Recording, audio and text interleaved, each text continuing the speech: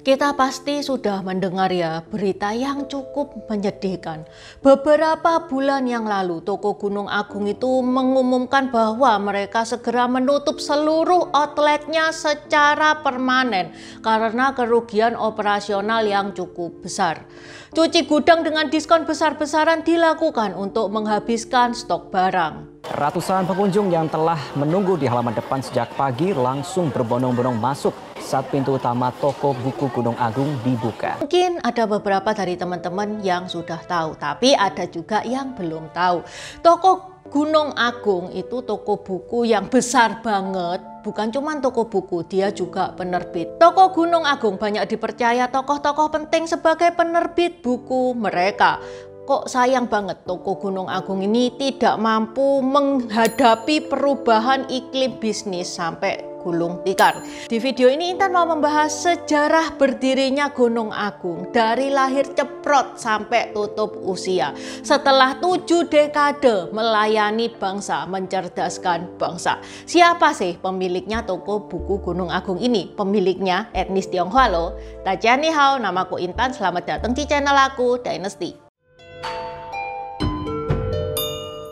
Kalau teman-teman suka sama kaos yang Intan pakai, besok lusa sudah close PO ya. Kalau close PO sudah nggak bisa order lagi. Ini custom marga, bisa custom marga teman-teman. Kaos yang Intan pakai ini efeknya rainbow ya. Kalau dipadangan kan kayak gini. Begitu kena cahaya jadinya kayak gini nih. Selain efek rainbow, ada juga efek glow in the dark dan juga ada efek warna emas. Selain custom marga, ada juga tokoh-tokoh Tiongkok lainnya seperti Guan Yu, Zhuge Liang, Cao Zhelong, Liu Bu, Kera Sakti, Hakim Pao, Dewi Guan Im. Available di Shopee sama Tokped yang linknya ada di deskripsi. Okay, let's start! Toko Gunung Agung memutuskan menutup seluruh outlet Toko Gunung Agung yang masih tersisa pada tahun ini. Dan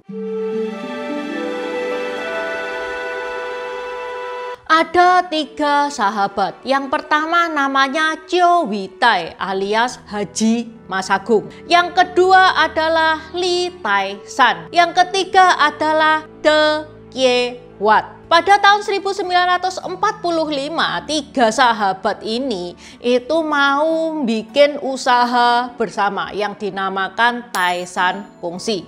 Awalnya mereka itu jualan rokok, tapi setelah jualan rokok mereka melebar ke agen bercap burung kenari. Itu tokonya itu kayak toko serba ada gitu loh guys. Bukan cuma jual satu produk doang, apapun yang bisa dijual, apapun yang bisa ngedapetin duit, dijual.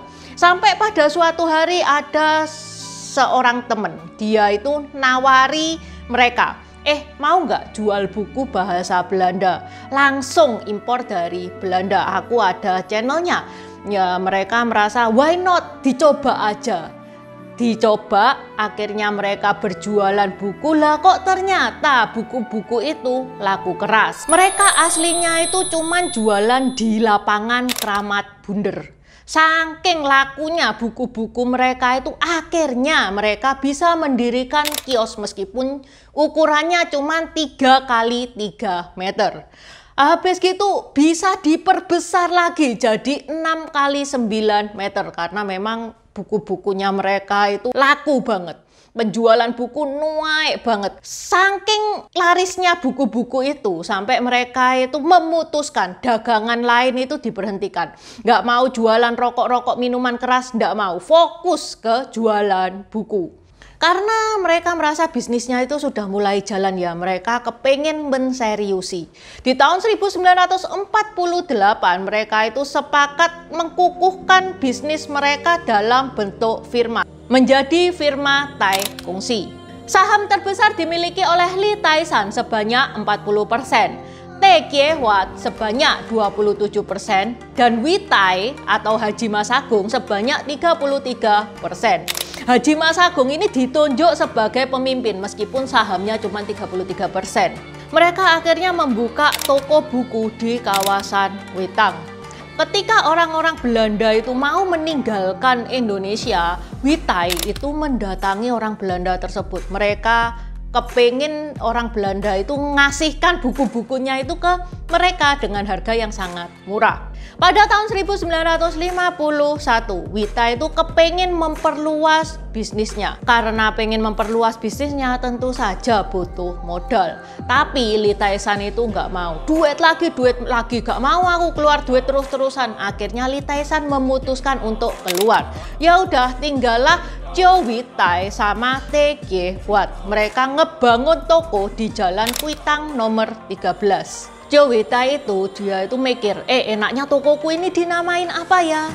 Akhirnya muncul ide di otaknya Wita tersebut untuk menerjemahkan namanya sendiri dalam bahasa Indonesia. Wita itu kalau di bahasa Indonesia kan berarti gunung besar. Tapi kalau gunung besar kok kelihatan nggak enak gitu ya didengarnya. Akhirnya Wita memutuskan untuk menamakan tokonya menjadi Gunung Agung karena lebih enak didengar daripada gunung besar.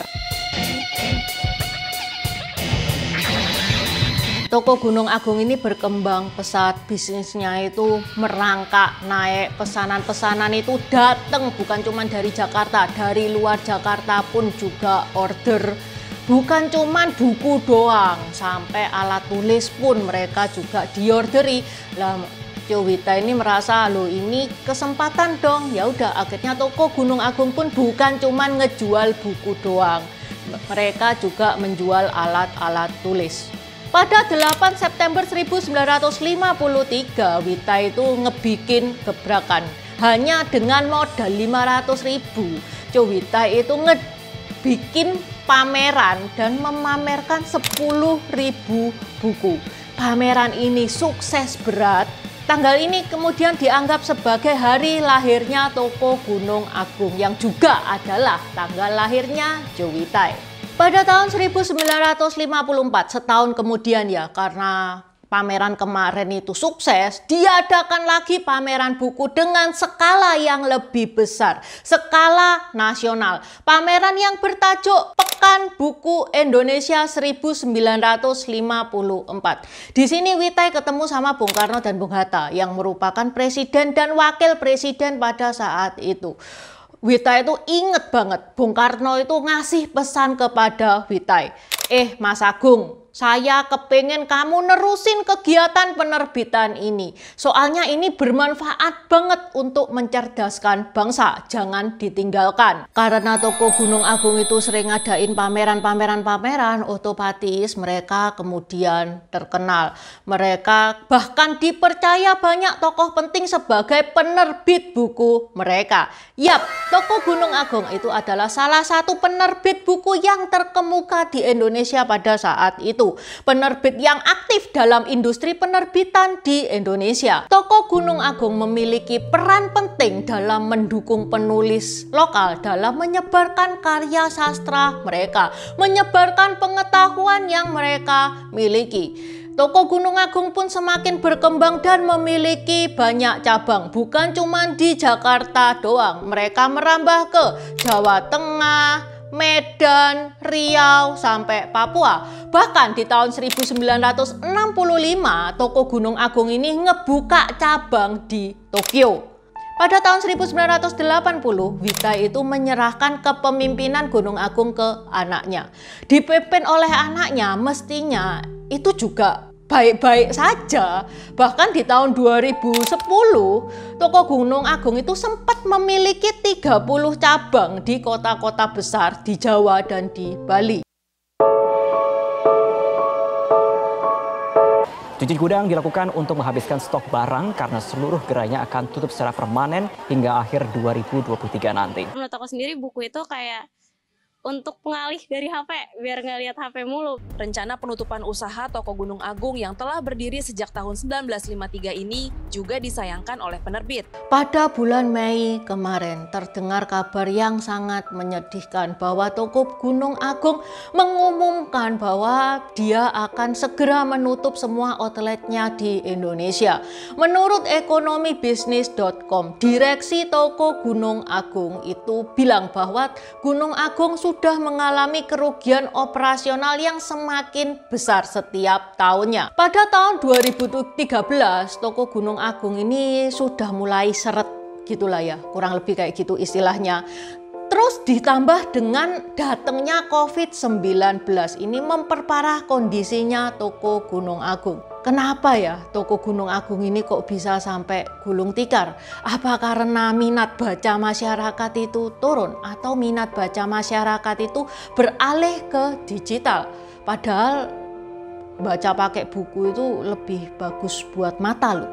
Oke, sampai di sini dulu bahasan Intan hari ini. Seperti biasa buat teman-teman yang mau nambah-nambahin, silakan coret-coret di kolom komentar. Buat subscriber baru, selamat datang. Terima kasih sudah menonton videonya Intan sampai habis. Intan sarankan buat teman-teman yang baru bergabung untuk nonton videonya Intan tentang pergantian dari dynasty ke dynasty.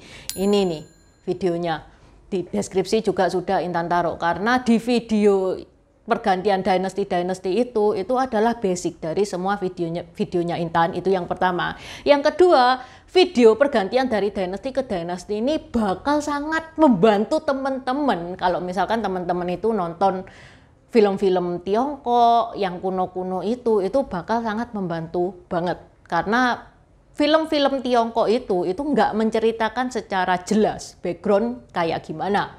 Terima kasih udah nonton channel ini sampai habis. Dukung aku terus berkarya dengan klik subscribe dan bunyikan lonceng di bawah ya guys.